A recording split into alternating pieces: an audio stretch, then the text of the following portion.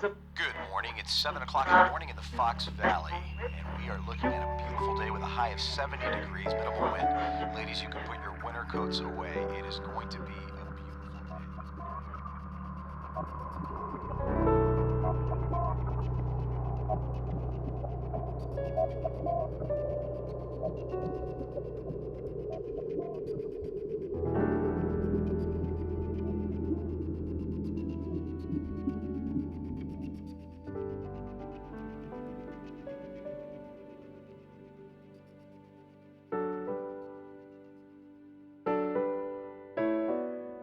Hesed House is, it serves a lot of functions, and the primary two are to really give people a place to go when they have nowhere to go. And so, but for Hesed House, there are a lot of people on the streets. There are a lot of people hungry. There's a lot of people in some really dire situations.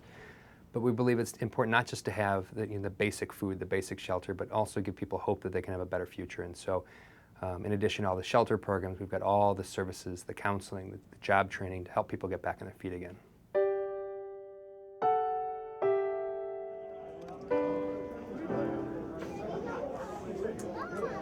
I had a good job in Sandwich, and what happened was they were doing layoffs. They laid me off, and I was lost my apartment, was staying with some friends. They decided to wake me up at 4:30 in the morning and tell me to get all my stuff and get out. At that time, I had nowhere to go, didn't know what to do. I remember a friend of mine was telling me about the Hesed House in Aurora, and came up here. It's always remarkable to talk to someone on the first day that they're homeless, because typically the first day someone is homeless is literally the single worst day of their life. And to have the opportunity to help someone through literally the worst day of their life it's something terrible and amazing all at the same time. If I didn't have Hesed House, I probably wouldn't have my children. You gotta be a fighter to do this every day. A lot of people think that people have made their decisions to be homeless, and it's not. Nobody wakes up one day and say, I want to be homeless. It just happens. I've been in law enforcement for approximately 20-some years, both in the private sector and public. In 2000, I had the privilege of guarding President Clinton. I did that until I had my open heart surgery, and I was forced to take my retirement. 24 years in law enforcement, and here I am. I guess it shows that it can happen to anybody. And I think most people are one paycheck away from being me, in this economy anyway. If it wasn't for Hesed House at this particular point in my life, with my health issues and being homeless, I'd probably be dead. The biggest challenges for Hesed House right now are the sheer amount of people becoming homeless on a weekly basis right now. To give you some context, our shelter is officially able to handle 145 people. Well, last week we had 214 on one night. And then you throw on top of that a pretty dire situation financially, in the sense that the state, in its wisdom, has decided to cut homeless shelters this year by 52%.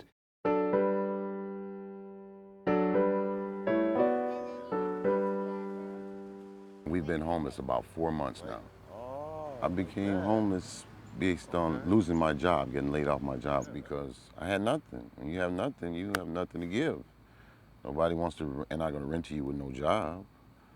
You can't pay. We have each other and Sparky, and that's what pulls us through. Well, we came to Hesed House because we knew where we could get help here, and we knew that they, cared about the community, and when you're down on your luck, whatever, you can come here and they will feed you, we'll have you up for the night. This place always preaches dignity and respect. A lot of homeless people, that's what they don't get, is dignity and respect. If someone gives you that, you still have something left of life.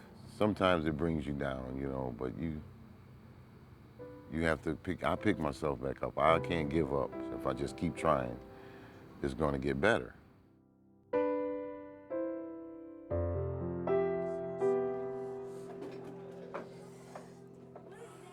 We've been homeless since July of 2011.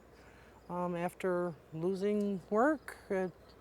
I don't have a partner, a husband or anything, so I'm on my own trying to support the 2 boys. It's not easy. Hesed House has been my savior, basically.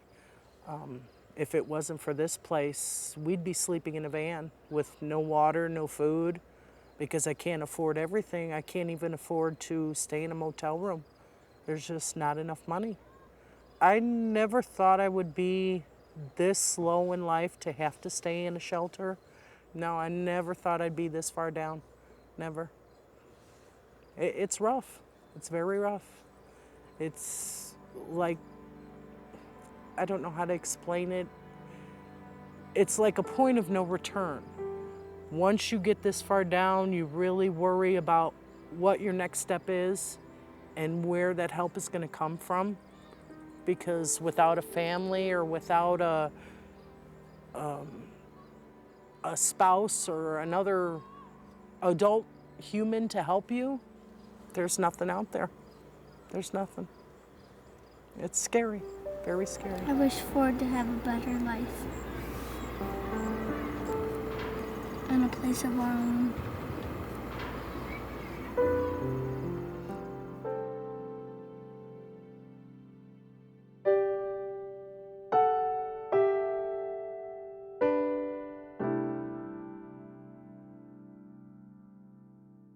Well, it's bedtime, and we have to get sheets from the store over here, which they launder for us.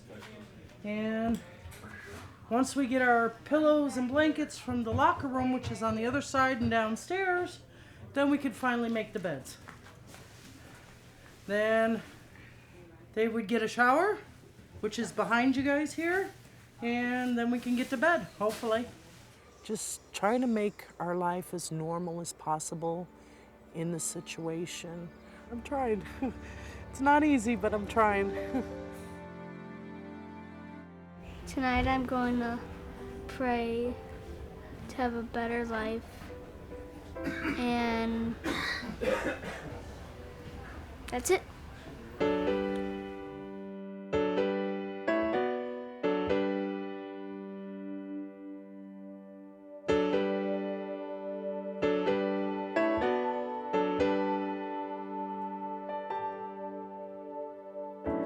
Her face tells a story, but the ending isn't clear.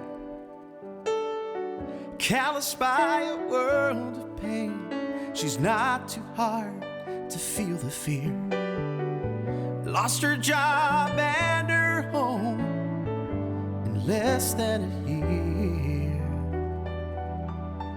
For her children, she fights back the tears. Then she dreams.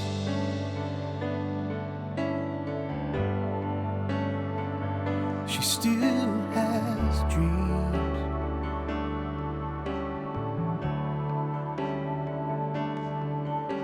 of a better life without the strife that comes in the night when she comes apart at the seams. Lord, she still dreams.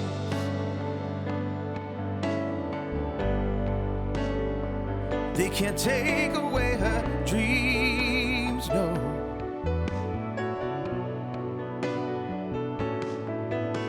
For just one more day to make it right for them, she dreams.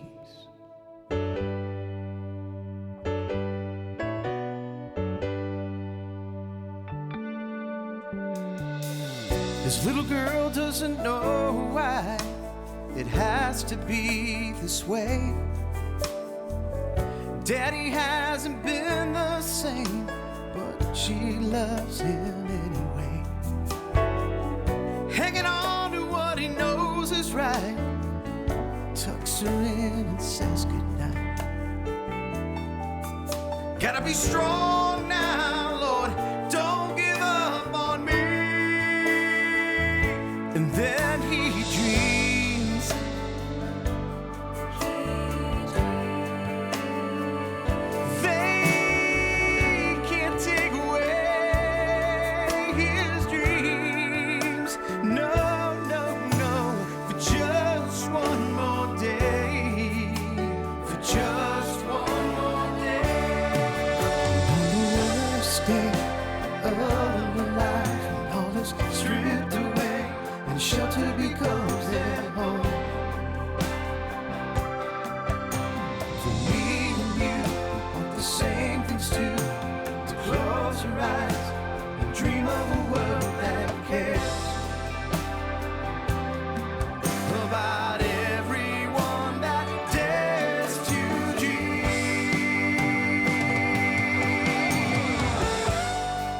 never asked someone to donate to the cause of homelessness. I mean, homelessness as a cause doesn't move me, but people do. And I have no problem asking people to donate to be a part of helping a person get from the worst day of their life to the best day of their life, the day they get out of homelessness. To take a person from that worst day to the best day, it's only a little over $1,000 in donations is what it takes. The results are so tangible, they're so life-affirming, they're so substantial.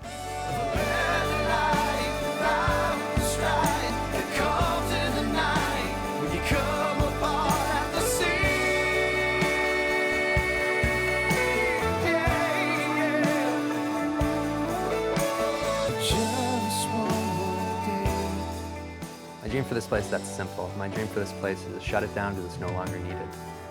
We are not here to build an institution for perpetuity. Our job here is to put ourselves out of business. Our job here is to end homelessness. The face tells a story, but the ending isn't clear.